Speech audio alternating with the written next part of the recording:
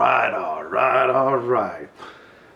Hey, I sure wish I was the 155 pounds that I was instead of 270 that I am when I race motorcycles. Man, my life would be so different.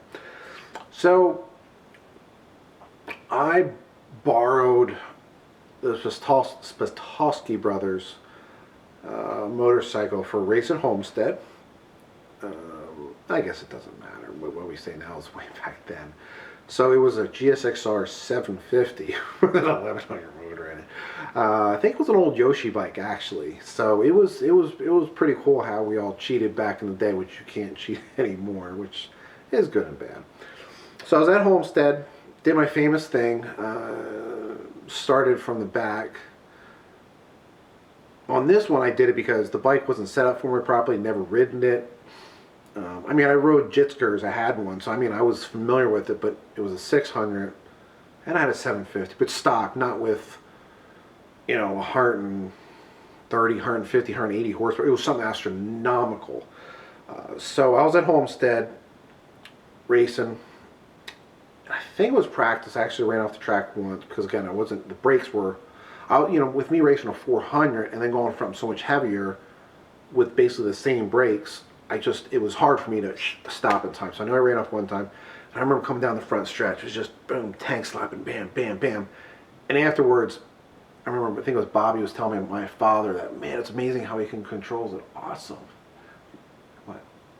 See, I got an audience. My son's home with the stupid COVID-19. So I know it's unprofessional, but guess what? It's my channel. We're slapping. And I remember Bobby was telling me, Dad, oh, man, look how it is. Look how it is. He just controlled it. I just manhandling. I was just destroying everybody. It was just amazing, just passing everybody. And I was like, what the hell, dude? And especially nobody knew who I was, because this was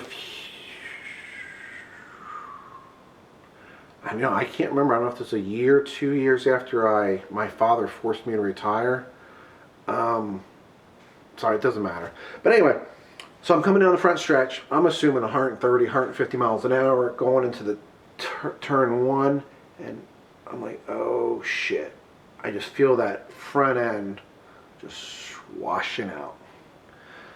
And it probably washed out for a few foot at that thing. So somehow I got it back, and all I'm doing is looking.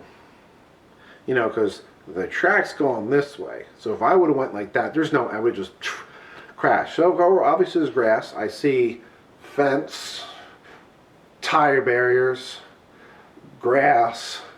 Right about there I see a gravel track. You know, this is happening. I had figured I had about 3 seconds. So I'm doing 130, 150 miles an hour. I guess I'm going to go into a tire barrier. I got to go into the fence. I won't live with that. I'm assuming, hey, let's pick the gravel track. Because I figure when I go to the gravel track, I'll just do Superman. And at least when I hit the tires of the fence, I'll be slow, you know, the impact would be maybe 70, 80 miles an hour. And I know someone was like, I said, okay, well, how about you go out your car, if your car would even do 130 miles an hour, and just stick your head out.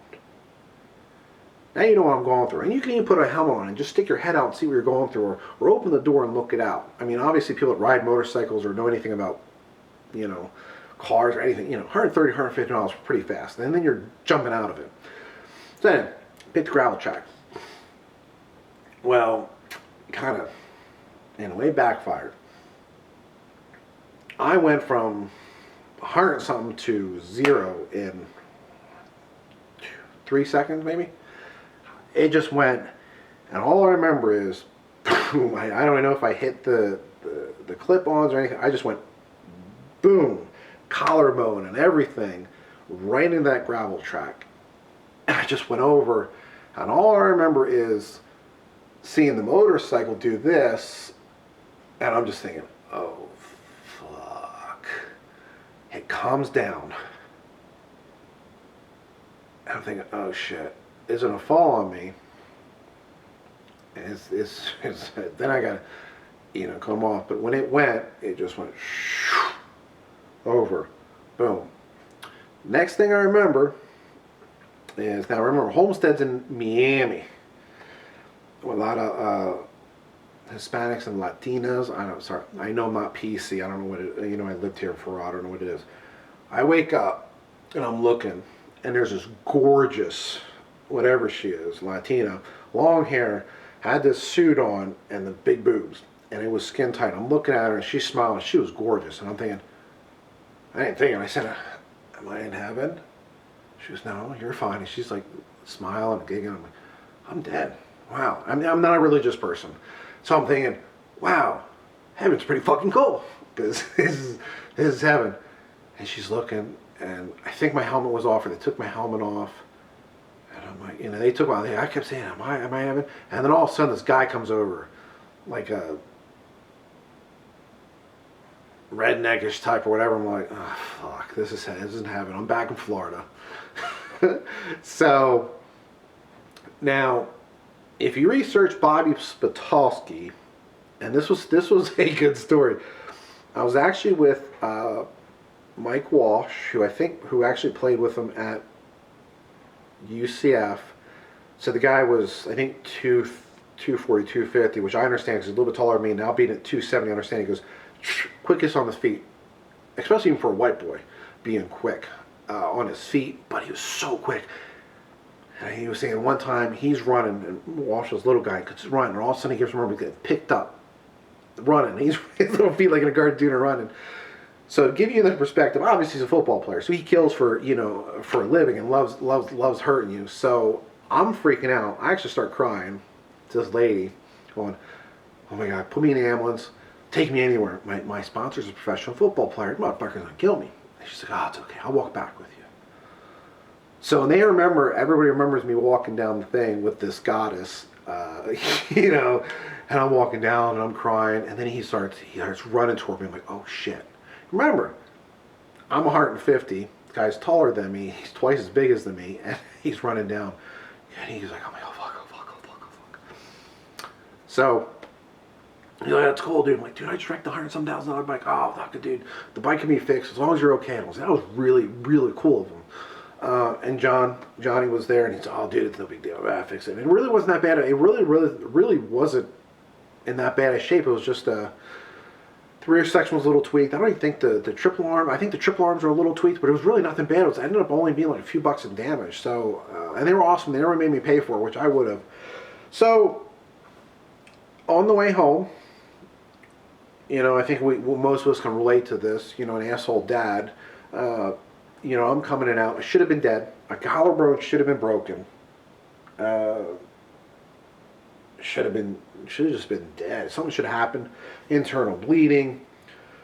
Something. Nothing happened. But all the way home, I heard, "Oh, you shut up, you fucking pussy."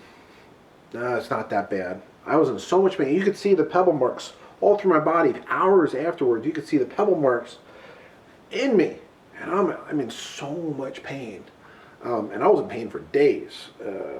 I guess I had a concussion, which that didn't matter because I kept coming in and out, and it just, my father was just yelling at me. So the whole thing was just awful.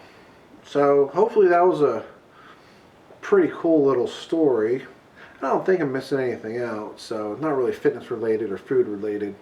But Cleanse 85 for some cool shirts. More is on the way. Wade's Natural Market for the meats. I think that's it.